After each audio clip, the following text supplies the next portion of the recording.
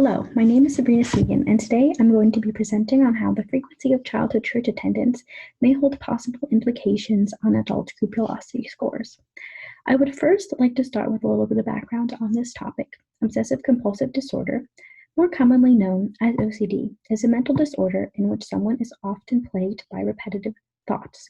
These thoughts clinically are called obsessions, as someone suffering with OCD will obsess over something that causes them high amounts of stress. To relieve this, they may take part in certain rituals that are called compulsions. For example, someone with a fear of contamination will often go to great lengths to avoid touching or coming into contact with something that may be dirty or contaminated in any way. They often catastrophize about situations where they could become contaminated, get sick, and then die as a result. This can lead to them overwashing themselves, their hands, avoiding several public places, or even going to hospitals and obsessively getting tests run on them to make sure they're not in ill health. These compulsions are often debilitating, but can be helped with medication and psychotherapy. This was just an example, though. It should be noted that OCD is heterogeneous, and there are many forms of manifestations with their obsessions and compulsions. While OCD's many manifestations are well known, not a lot is known for the causation or risk of OCD beyond basic genetic, environmental, and neurobiological risk factors. Even this is incredibly important to try to fill the gaps on risk factors because each year approximately 2.2 million adults and 500,000 children suffer from OCD.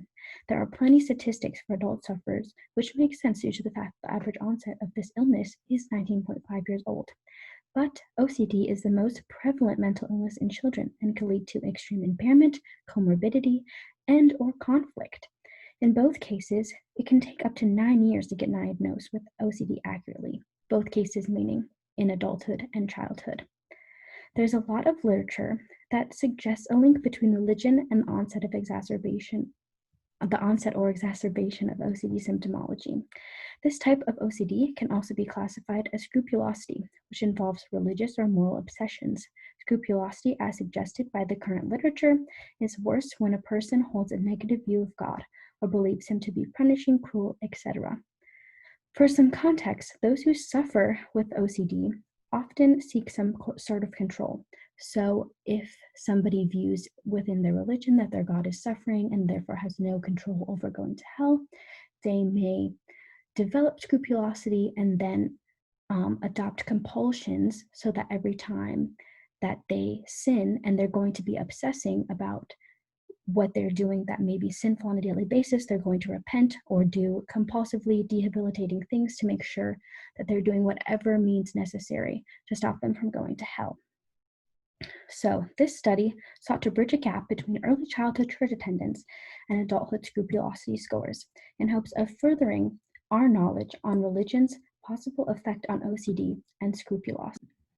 To explore this, we used a data set from a larger study exploring how different beliefs about God impacted thought, action, fusion, and scrupulosity symptoms.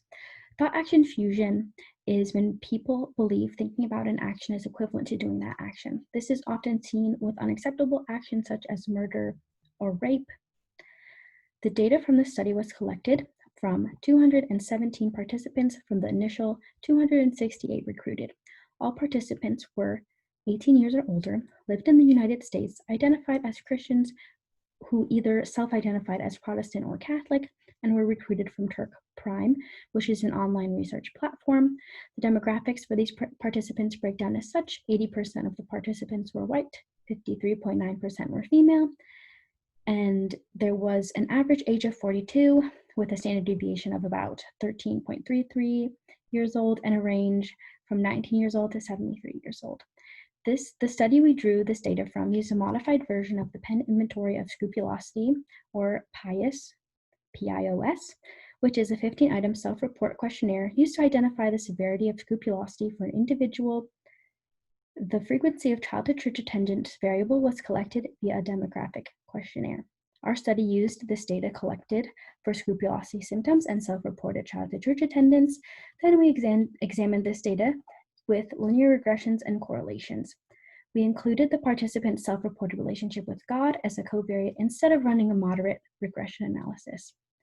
We found no significant correlation between the frequency of childhood church attendance and adult scrupulosity scores. This is evident by the lack of any sort of trend here on figure 1. If we take a look at the figure, on this axis, we have the independent variable of childhood church attendance, which was self-reported, and then on the y-axis, we have the dependent variable, those participants' scrupulosity scores. It should be noted that collectively, the scrupulosity scores were not very high, with the possible highest score using Pius being 75, and only a few individuals fell around that score.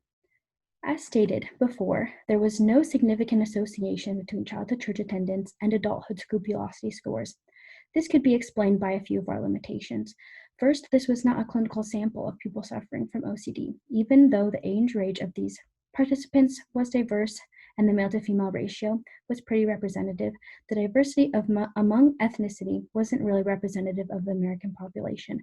We advise this study be done among a clinical sample that is more representative of the American population.